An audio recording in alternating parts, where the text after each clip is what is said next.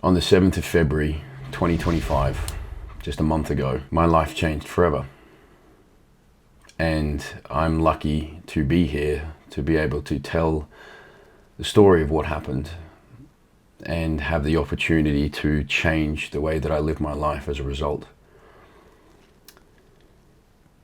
On the 5th of February, 2 days before a really tragic incident, my wife, my now wife, and I, Natasha, traveled to the United States for two reasons. One, our friends were getting married in Mexico at the end of the month, and we decided that we would celebrate getting eloped together in Las Vegas, which has been a dream of ours for a really long time. But the story of leading up to that is where I think I can shine some light on something really important for people like me.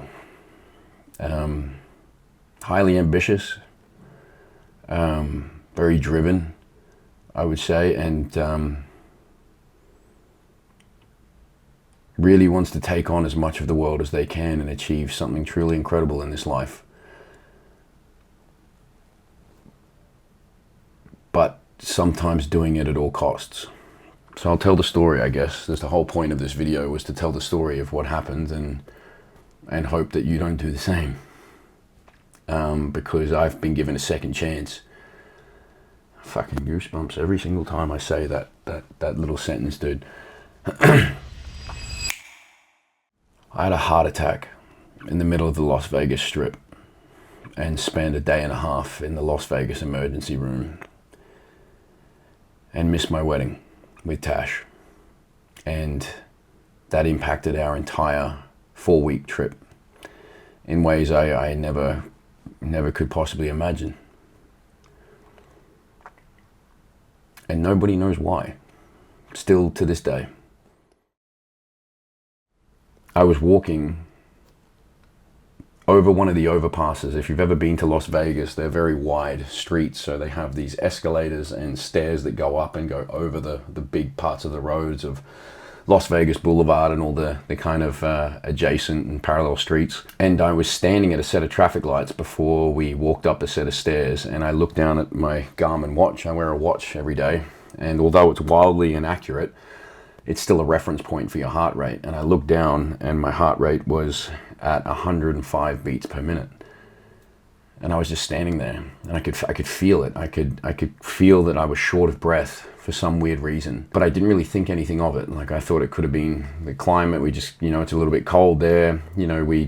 Tash and I've been working out a lot, trying to look good for the wedding. So I thought, it could just be, just my body reacting to the travel or the airplane or something. I just brushed it off.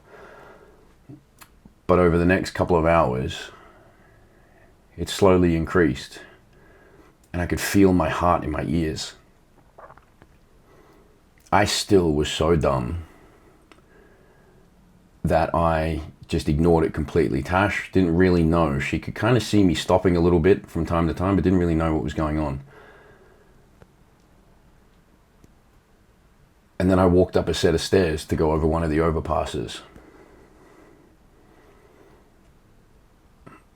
And the last thing that I remember is shooting pains down my left arm. Like this pain in my fingertips that I've never felt before. And big black spots, like this massive, like kind of headache that I could feel my heartbeat like in my ears. And my throat was closing up, and it just kind of all came to this spearhead moment, and I collapsed on one of the overpasses. And I felt my heart like fall out of my chest. I've never felt a pain like that ever. We rushed off to the Las Vegas Emergency Hospital, and I looked down while we were traveling to the emergency room, and my heart rate was at 168 beats per minute. And I knew something was really wrong.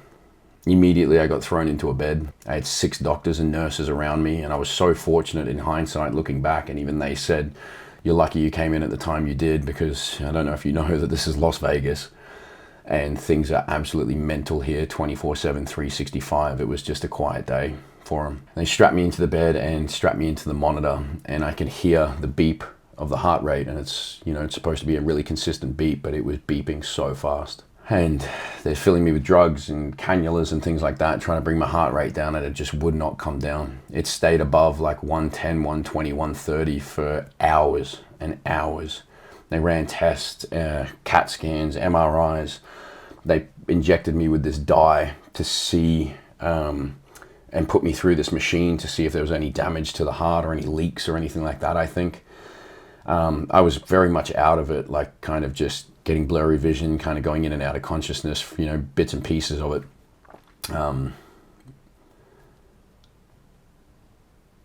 And the only thing that I remember sitting there was that I really thought I was going to die. And I looked over at Tash, and I've never seen a look on somebody's face like that before in my life. She thought I was going to die too. And in that moment, the only thing that I thought about was her. I thought about my friends. I thought about my family, that I would never maybe get a chance to say goodbye, to laugh with them one more time, to celebrate with them one more time, to cry with people that I care about one more time. I thought about the men that we coach and how blessed that I've been to be able to do what I do and the life that I've lived. But I didn't think about the money. I didn't think about the success, the status, the materialistic things, I didn't think about a single thing other than the relationships with the people and the experiences that I'd had and maybe would never have again.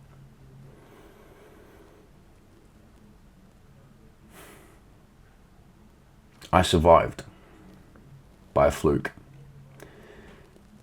The heart attack caused afibrillation. These are, again, I'm probably not getting everything perfect, but this is what I've been told. I've still got to get a lot more tests now that I'm back here in Oz.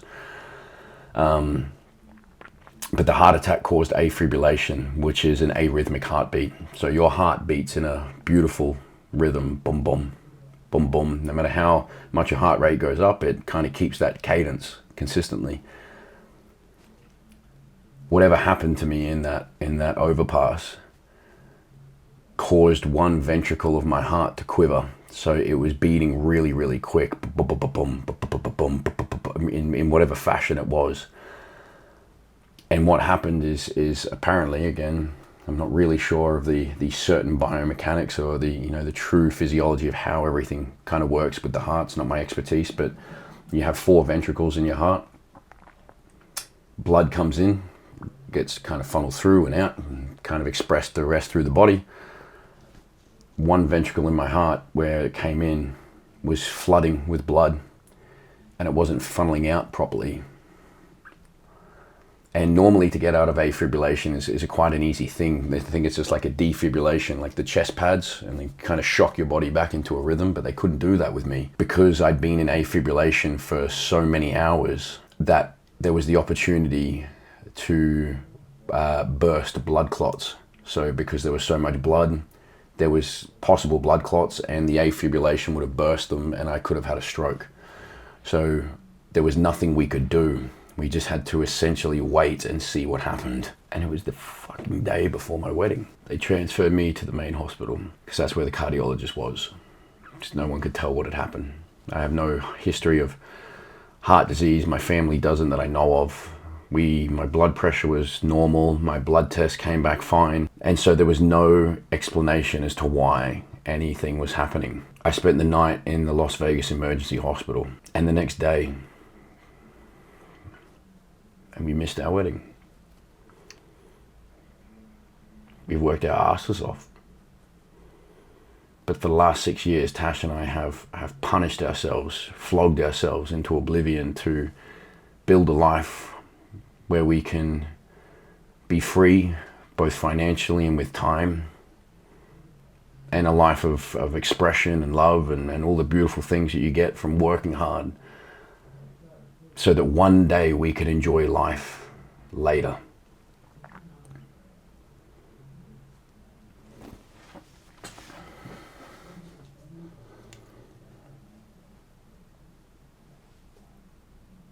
And that day nearly ended without me doing any of it.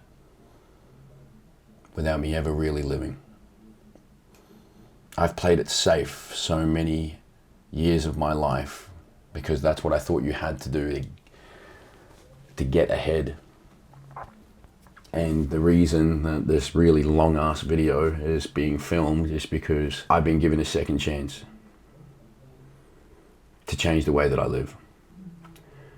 Because the only explanation for any of this was that it was a stress-induced heart attack. I've lived in a constant state of stress my entire life. I haven't slept more than 4 or 5 hours, 6 days a week for the last 7, 8, 9 years. And I'm filming this video, jumping all over the place because I'm trying to figure out a way to make this land for just one person. If this can inspire one person to learn from this, then my job is done. There is more to life than work. There is more to life than achievement. There's more to life than clout, than materialistic things. There's more to life than constantly pushing yourself as hard as you can. For what? I'm not shitting on ambition. I'm not shitting on drive. I'm shitting on the all or nothing mindset that a lot of people fall into.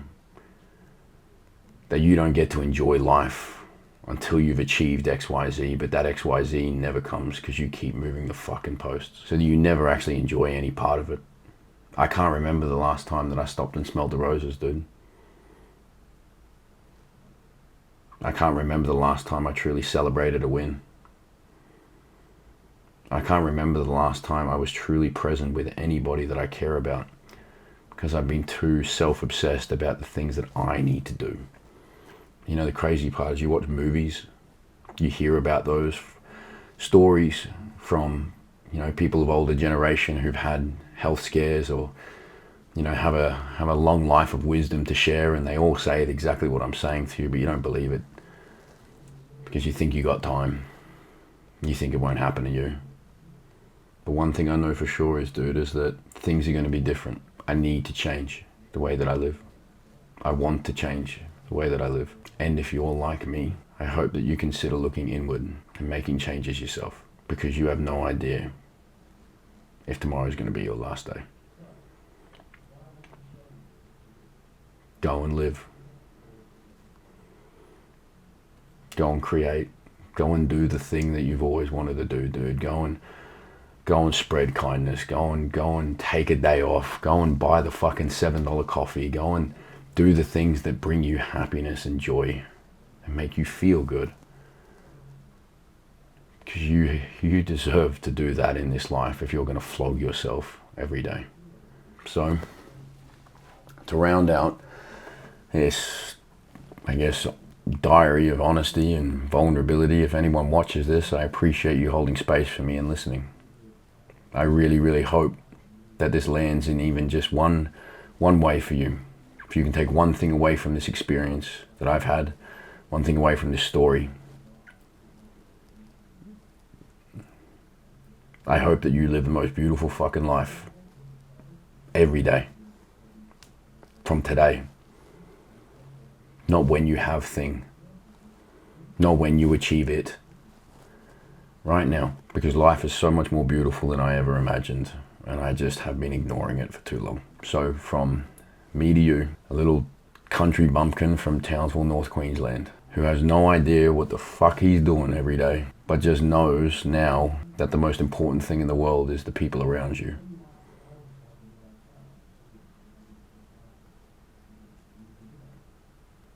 Take every chance. Drop every fear. And I hope that when it is your last day, dude, you look back and you are so proud of the life that you've lived. Because I know from this moment on I will be. Thank you for listening. And I hope this helps.